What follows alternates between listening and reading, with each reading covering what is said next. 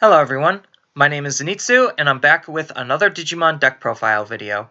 So today I'm going to be covering the Special Booster 1.5 version of RagnaLordmon, and RagnaLordmon is a pretty interesting Digimon because he has both a red build and a black build, his red build definitely being a more aggressive style of deck, where his black build is definitely a more control and defensive style of deck. So today I'm going to be covering the black build, just because I feel like the black build is a little bit better than the red build in terms of just how the deck functions overall, and I definitely think that the black build is a very, very powerful build, just because it still has quite a lot of different tools that he could utilize to really make use of all of his different abilities. So going over the deck, starting with the Digitama, I'm going to be running one copy of Kapurimon. So Kapurimon is in here because we are going to be playing some Reboot Synergy, and this Kapurimon is really good because of the inheritable effect, where during your turn, while this Digimon has Reboot, it gets plus 1000 DP. So we already know that Ragnaloardmon has the Reboot ability natively, so that means that paired up with Kapurimon, it's going to be a 15,000 instead of 14,000 during our turn, which is really, really powerful for when we're trying to aggress with the Digimon. Just the little bit of Reboot Synergy that we are playing with definitely makes Kapurimon worth running. And then as far as the main Digitama of the deck, I'm going to be running 4 copies of Kakkinmon. So Kakkinmon is a really solid Digitama because it gives this nice inheritable effect of when attacking, once per turn, if this Digimon is level 7, you gain 1 memory. So black isn't necessarily known for being the most memory efficient of the colors, and the fact that we have a Digitama to help us be a little bit more memory efficient is definitely something really, really good. The only unfortunate thing is the fact that the Digimon has to be level 7, but Black has access to so many different level 7s that this could be utilized in more ways than just with Ragnaloardmon, but obviously because we are playing Ragnaloardmon and he is level 7, the whole idea is to get up into Ragnaloardmon and then start swinging with Ragnaloardmon to capitalize on him, and this allowing us to gain 1 memory for doing that is just very, very powerful. Next, on to the rookies, I'm going to be running 2 copies of Gatsumon. So Gatsumon is the tech rookie of the deck, and we're really only looking to utilize him because he's a rookie with the blocker ability. So having a blocker on a rookie is really, really good for a whole bunch of different reasons. It could stop some early game aggression that the opponent might be trying to present us with. It could help stop some mid to late game aggression just so he could be a chump blocker. So he's just really, really good just to sit on the field just because he has the blocker keyword, and then on top of which he has a when attacking ability of losing 2 memory, but we don't really care about that because we're just looking to utilize him as a blocker, and the only time we'd really think about using him to attack is if it's going to end up being for the game, and then the 2 memory loss doesn't really matter. But again, all we're really looking to utilize the card for is the fact that he is a rookie with blocker. Next up, I'm going to be running 4 copies of Toy Agumon. So Toy Agumon is really, really nice because he has the nice inheritable effect of Reboot. So Reboot allows you to unsuspend this Digimon during the opponent's unsuspend phase. So even though Ragnaloardmon has Reboot natively, it still works with a whole bunch of our other cards for them not having Reboot. And again, we're still going to be wanting to play a little bit into the Reboot synergy. So just having the ability to gain Reboot is still very, very nice, especially on the Digimon that don't have it natively. Next, I'm going to be running 4 copies of Commandramon. So Commandramon is just the value vanilla rookie of the deck. Not really much else too special about the card other than the low play cost, low evolution cost, and that's basically all we're using the card for. And then the last rookie of the deck is going to be 4 copies of Ludomon.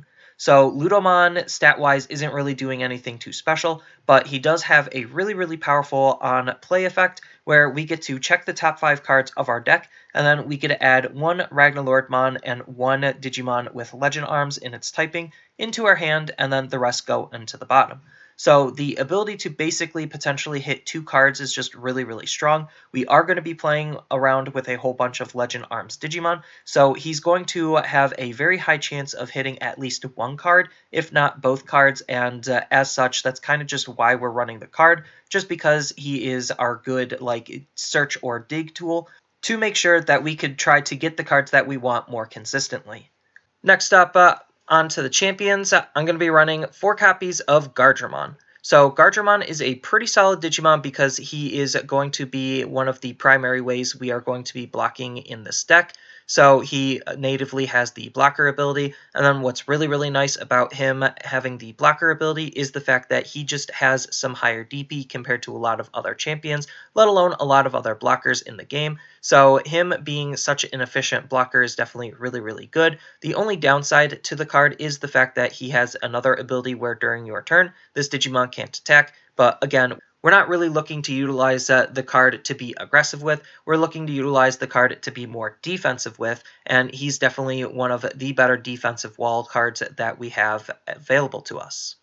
Next up, I'm running 4 copies of Tai Ludomon. So Tai Ludomon is a really solid Digimon for a whole bunch of different reasons. The first big reason is that he has the Legend Arms type, so that means if he is shown off of digging through Ludomon, then he is a card we could potentially take and add to our hand. So that's just really, really good already. And then on top of which, he has this really nice inheritable ability where he gives a when attacking ability. If this Digimon is level 7, then we get to de-digivolve 1 on one of the opponent's Digimon.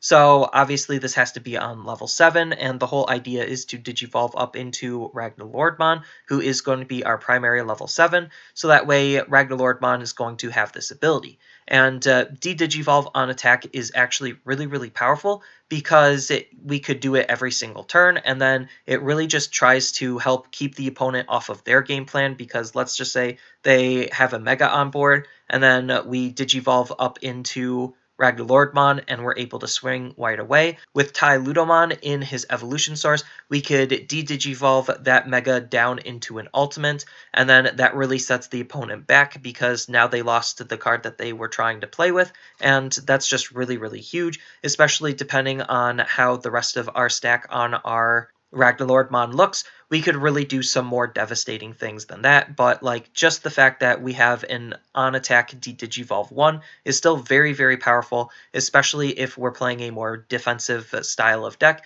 where we're trying to like wall them out at the same time. Definitely shrinking the opponent's Digimon consistently is something we're really, really looking at because again, it just makes it very, very hard for them to try to aggress when we're constantly shrinking their Digimon and constantly trying to keep them off their game plan. And then the last champion of the deck is going to be 4 copies of Tankmon. So Tankmon is really only in here just because he has the Evo cost of 1, and having 6,000 DP could matter depending on the matchup versus running something like a Numamon, but I just feel like this card's really good just because the Evo cost of 1 is the only thing we're looking to gain out of the card, just because he allows us to go up into our higher stages that much more efficiently. Next, on to the Ultimates, I'm going to be running 4 copies of Metal Greymon. So this version of Metal Greymon is really, really good because he natively has the Reboot ability. We could still utilize Reboot as a more aggressive line of play where we could attack into the opponent's security and then he stands himself back up, kind of like self-protecting himself in a way. And then if we pair him up with any of the other Reboot synergy cards, then we just get more value off of Metal Greymon. So him just having Reboot alone is already pretty good, but the primary reason on why we're playing the card is for his inheritable ability, because his inheritable ability is during your turn. While this Digimon has Reboot, it also gains Security Attack +1. So Security Attack +1 just allows us to aggress onto the opponent's security even more and present a lot of extra pressure onto the opponent. So we already know that RagnaLordmon natively has the Reboot ability, so that means he's going to get an extra security check if you digivolve him with Metal Greymon, and that's just really, really powerful depending on how we build our RagnaLordmon. And then the last ultimate of the deck is going to be 4 copies of RagnaLudomon. So RagnaLudomon is basically doing the exact same thing as Tai Ludomon, so except this time it's on a level 5 instead of a level 4. So he's also a Legend Arms, so he has that synergy as well. And then his inheritable effect is also the same, where when attacking, if this Digimon is level 7, then you get a D-Digivolve 1 on one of the opponent's Digimon.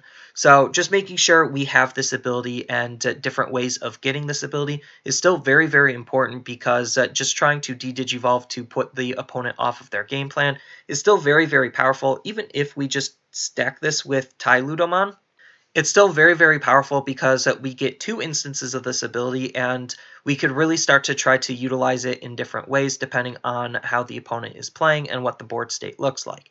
But regardless, this ability is just really, really strong. He's a Legend Arms Digimon, so he just has a whole bunch of high synergy with the deck already. Next, on to the Megas, I'm running 3 copies of Ragnaloardmon. So Ragnaloardmon is a pretty solid Mega because he has the Legend Arms typing, so he can also be searched off of with Ludomon's effect if shown. And then on top of which, we're really playing him just because he has a nice, powerful, inheritable ability where he gives blocker. So this is one of the rare instances where we have a level 6 with an inheritable ability, so it doesn't necessarily matter what level 7 we choose to go into. That level 7 is going to have the blocker ability, and all of our level 7s could be really, really powerful and really, really devastating on their own. The primary reason why we're using him is because he has synergy with Ragnaloardmon, and on top of which, his inheritable effect of giving our level 7s blocker is still just very, very powerful and something we definitely want to be using.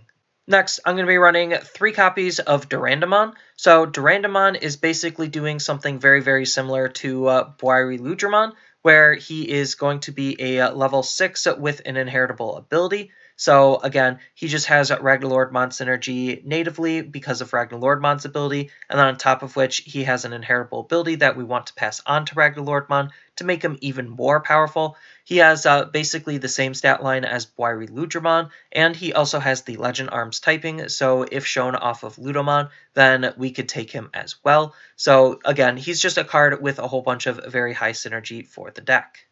Next, I'm going to be running 2 copies of Blitzgreymon. So Blitzgreymon is just a really, really powerful Digimon in his own right, and the fact that he can Digivolve off of black and red definitely means that we could consider running him, considering there's just a lot of already Digimon that can Digivolve off of black or red on our higher levels, so we could just afford to run the card, and then on top of which he has 2 really, really powerful abilities. So his first powerful ability is he has the piercing ability, so him naturally having 12,000 DP plus piercing is just really, really powerful, and then if we pair that up with some of the other abilities that we can give him, like the reboot ability and security attack +1, then he just is going to be an absolute monster to deal with. And then on top of all of that, he even has another ability of when Digivolving, you get to D-Digivolve 2 on one of your opponent's Digimon.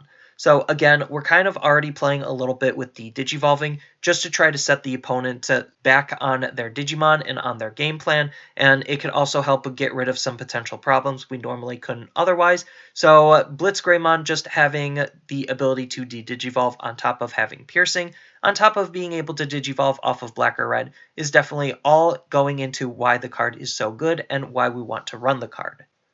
Next up, I'm going to be running 4 copies of Ragnaloardmon. So Ragnaloardmon is going to be the main Mega of the deck. This is the card we always want to end up on, and he is going to be our primary win condition. So this card is just absolutely fantastic just because he is literally what the whole entire deck is centered around. He could Digivolve off of red or black, so that's kind of why we're using some red cards. And that's just still really, really good and helps the overall usability of the card. On top of which, he is a red level 7, so he's one of the only level 7s that actually has a color identity outside of white. So that could play huge into how you could utilize the card. And then on top of that, he has 14,000 DP, which is a little bit smaller than Omnimon, but it's not that much smaller than Omnimon. But regardless, he's still going to win more security checks than he's going to be losing. And then on top of all of that, he even has his own set of really powerful abilities.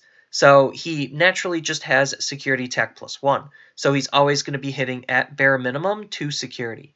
So that's just really, really powerful already. And then on top of which, he naturally has the reboot ability. So there's that little bit of reboot synergy that we could pair him up with. And then on top of all of that, he even has a really powerful when Digivolving ability, where you could add 1 Durandamon or 1 Ragnaloardmon from your hand on top of this Digimon's Digivolution source, and you gain 3 memory. So this is really, really powerful for a whole bunch of different reasons. The first big reason is adding a Durandamon or BT3-005 from our hand into his evolution source. So we already know that these two Digimon have really powerful inheritable abilities that RagnaLordmon definitely wants to be playing with. So just having him be able to add those abilities is definitely really, really powerful. And then on top of all of that, he gains 3 memory for doing that, and he has an Evo cost of 3. So with his own ability, he essentially can Evo for 0 into a level 7 with some insane abilities. So that's just really, really powerful. Even if we have to use Blitzgreymon to Digivolve up into him, we still could get this ability off as long as we have a Durandamon or BT-03 in our hand. So again, this just is really, really powerful because it's just hyper efficient to Digivolve up into a level 7, and we have just a whole bunch of synergy with level 7s already. So RagnaLordmon is just looking to be like an absolute beast of a card if he's fully stacked, and he is the whole point on what the deck is centered around, and he's just looking to be a very, very powerful card to utilize for all of his potential. And then the last mega of the deck is going to be 2 copies of Omnimon Alter S. So Omnimon Alter S is a level 7. Even though he is not RagnaLordmon, he's still a level 7 and can still trigger a lot of our level 7 synergy abilities, and he's still just a very, very powerful Digimon in his own right. So one big thing to note off of the card on why we're using him over, say, the normal Omnimon or him versus Millenniumon is the fact that he just is easier for the deck to play just because he could Digivolve off of red or black, similar to how RagnaLordmon could Digivolve off of red or black. So he's just the easiest alternate level 7 that we could play, and then on top of which, he still has some very, very powerful abilities that we want to be utilizing. So he has a nice when Digivolved ability where you get to de-Digivolve 1 on all of the opponent's Digimon and then trash them if they have 5,000 DP or less. So we can pair this up with trying to keep de-Digivolving the opponent's Digimon, and then this basically will just de-Digivolve them further and then kind of like board wipe them afterward. So this is just really, really powerful, especially against those like go wide, go low strategies, where their Digimon quality isn't going to be super, super high, and then de-Digivolving them back down into their rookies if they're trying to Digivolve them into champions definitely will help keep them at bay as well. And then on top of all of that, he even has a really powerful when attacking ability where you could make this Digimon unblockable for the turn by returning a level 6 Digivolution card back into your hand. So even though we don't necessarily care if he has the abilities off of Durandamon or BT-03, it's still nice to think about that we could always just save his ability of when attack to either close out games by making him unblockable, or save his ability to synergize with RagnaLordmon by being able to add a Durandamon or BT-03 back to hand, so that way if we get up into another Mega, then we'll just have it in hand for RagnaLordmon's ability. So regardless on how we want to use the card, he's still just a card that has high synergy with the deck and is still a very, very powerful card in his own right. Even though he's not like the main focus of the deck, he still just is a very, very good complementary level 7 to RagnaLordmon. And then the last card of the deck is going to be 2 copies of the Black Taikamiya Tamer card. So this version of Taikamiya is really, really important for the deck, mainly just because he has this memory fixing ability. So at the start of your turn, if you have 2 or less memory, then your memory becomes 3. Well, RagnaLordmon Digivolves for 3 memory, and then his ability will gain us the 3 memory back, but we still want to be initially at 3 memory, so that way we could still try to Digivolve into Durandamon or BT-03, or try to set up a Blitzgreymon and put them at 1 memory. So regardless on how we want to utilize this card, we're just trying to utilize the memory fixing ability to make our plays that much more efficient. And then on top of which, he even has another ability where during the opponent's turn, all of our black Digimon get plus 1,000 DP, which we're just really trying to utilize this ability just to try to keep our lower level Digimon alive a little bit more efficiently, because a lot of our high end, it doesn't necessarily synergize with this ability.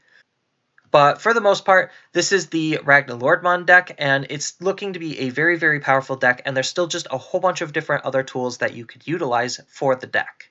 So in terms of all of the other options that you could utilize, there's still quite a bit that you could do with the deck to kind of like experiment and play with and really make your own. So you could think about using Chumon and Sukamon, as they are some really, really nice combo cards where you could aggress with Sukamon to try to get a Chumon out for free, and then Chumon's ability just to try to lock the opponent out of gaining memory except by Tamer effects definitely could help limit on some of the plays that the opponent can make. Then you could also think about utilizing some ultimate level blockers. So you could use Andromon because he's really, really good. Or if you want to be more cheeky, you could use Edamon just because, again, they're filling the same role, except Edamon has an on-deletion ability where you could potentially dig and search out a Metal Edamon, and then you could play the Metal Edamon for free off of Edamon's ability, and then you could just Digivolve off of Metal Edamon into your level 7s, or use them to aggress with. It doesn't really matter. It's just the fact that you have that option available to you makes it really, really good. On top of which, I already mentioned Numemon as just being an alternate champion, just because he's very, very value and tempo efficient, just because the low play cost, low evo cost is really, really nice. You could go a little bit heavier into some of the reboot cards, so you could think about utilizing Greymon to give jamming to your Ragnaloardmon or some of your other Digimon with reboot, so that way you could aggress even easier onto the opponent. You could also think about utilizing some cards that will passively gain you DP during your opponent's turn, so that way if you're playing a little bit more of a defensive style higher end, then these types of cards definitely help during the opponent's turn, making it harder for the opponent to want to aggress with, just because your Digimon are going to be bigger than the opponent's, and especially if you have blocker, then it's definitely going to be really, really hard for the opponent to sometimes get past your blockers. And then you have some really, really interesting other tools that you could utilize, like Metal Metamon, where you could just utilize his reboot ability, so you could play more into that reboot stuff. And then on top of which, you also have his really powerful When Digivolving ability, which interacts with level 7 Digimon. So all of the level 7 Digimon that we generally want to be interacting with are all virus types, so he has some great synergy there. And then there's just a whole bunch of other megas that you could utilize. So High Andromon's really good for his low evo cost. You could utilize some of the on-play Digimon for some of their various effects. So you have Machine Dramon, which will have blocker and Digivolve 2. And then you have Volcanic Dramon, which has security attack +1 and on play. Destroy all of the opponent's Digimon with 4,000 DP or less, which if you're shrinking the opponent's Digimon down, definitely isn't impossible to trigger. Or if you're walling the opponent out and they're trying to go wide, it also isn't impossible to set off his ability with that either. You could also think about utilizing a little bit more into the reboot stuff. So if you feel like you want to run something like Kapurimon to just have reboot and help you establish more of a dominating board state, then Kapurimon is really, really good at that as well. Or if you want to go a little bit heavier into blocker, then Craniumon being able to protect your blockers is really good, especially since we could give RagnaLordmon the blocker ability, then he definitely has some really good synergy there, just adding the extra protection.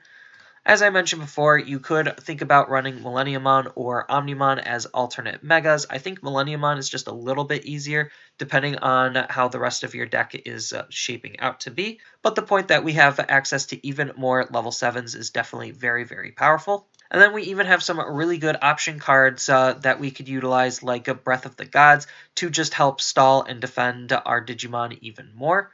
And then we also have access to cards like Gaia Force, just because we are playing a little bit into some red cards, and RagnaLordmon is a red card. So there's just so much this deck can do, depending on how you want to build it, that it's actually a little bit kind of crazy just on all of the different things you could focus and utilize. So this is kind of just it for the deck. It's definitely looking to be a really, really powerful deck, and it definitely has a whole bunch of different tools that it can utilize depending on what you, the player, want to gain out of the deck. So if you want to go more defensive, then you just play more defensive-based cards. If you want to go more offensive, then you play more offensive-based cards. If you want to play more with reboot, you just play more reboot-based cards. Like, there's just so many different things that you could utilize in RagnaLordmon in black that it really definitely makes him a lot more appealing than red, because red, you only have like two main strategies to play with. You play with piercing and you play with security attack plus, and that's really kind of it. But like in black, you just have so many different tools to just aggress, defend, defend and just do so many different things with that it really is a very, very interesting deck to build and to experiment with, all depending on what you want to gain out of the card and what support you want to be using. So that's kind of all I really have for this video. As always, feel free to tell me your thoughts down in the comments below, and don't forget to like, share, and subscribe for more content, and I'll see you in the next video.